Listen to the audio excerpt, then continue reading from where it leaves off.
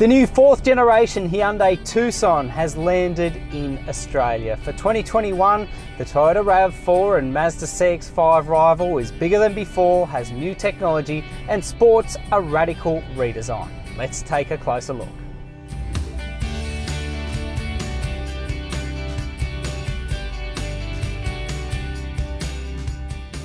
After 3 generations on sale, the Tucson has become a household name in the mid-size SUV segment.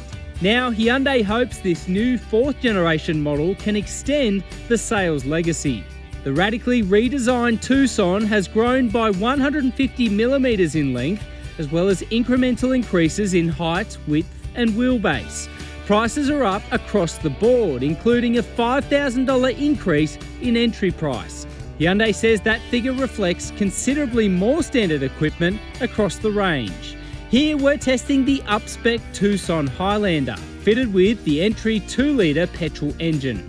Hyundai says a 1.6-litre turbo petrol option and a 2-litre turbo diesel option will become available between now and July.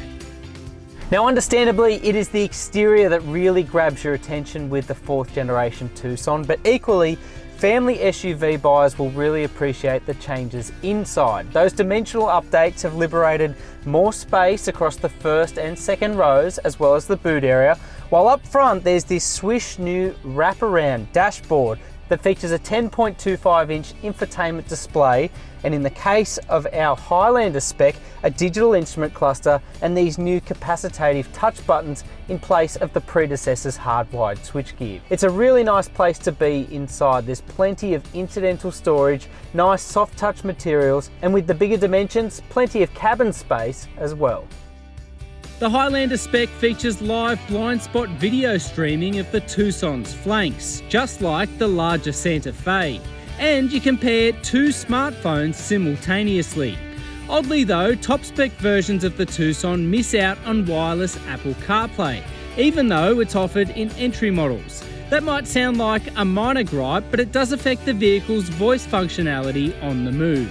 In any case, the refreshed internals help the Tucson take another key step forward, especially if you opt for a new N-Line package that is offered across all grades.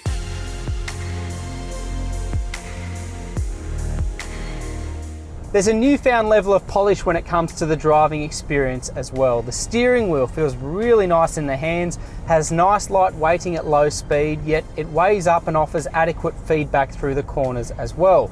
Equally, there's a really nice open view of the road. You do sit a little bit perched in the seat, but you have a really good view of the road and your surroundings.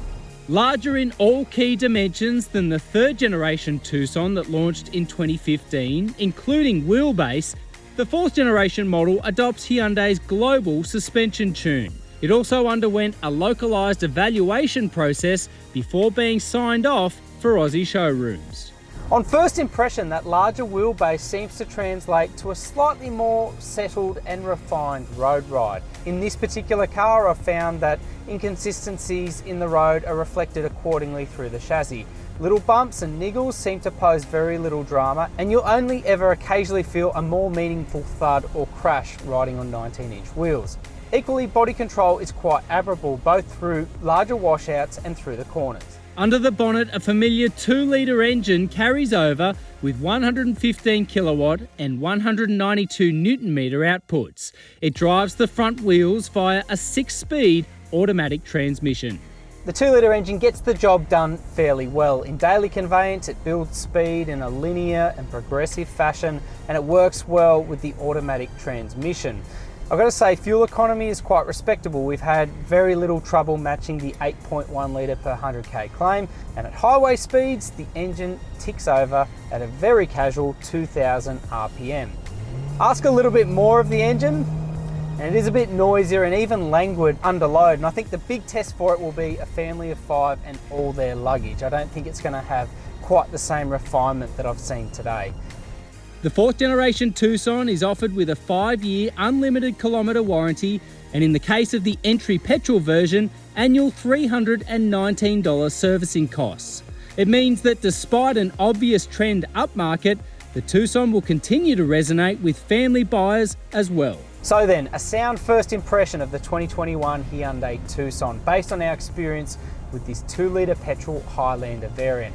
However, with a smorgasbord of new engine options including hybrid versions and even a possible Hyundai Tucson N variant, I reckon the best is yet to come.